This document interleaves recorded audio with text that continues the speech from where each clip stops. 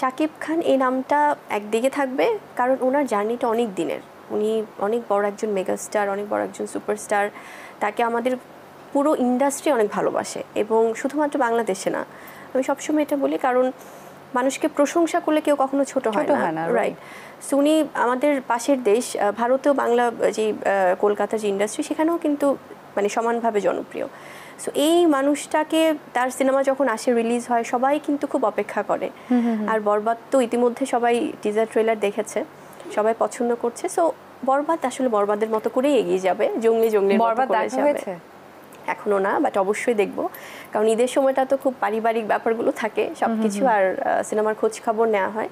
তবে আমি বরাবরই যেটা করি যে আমি একদম আমার মতো করি, আমি এটা সব সময় বলি ঈদের সময় যে আমি বোরখা পরে যে সিনেমা দেখি, কারণ আমি এনজয় করতে অনেকগুলো, আমার সবগুলো সিনেমা তো আমি দেখিয়েছি।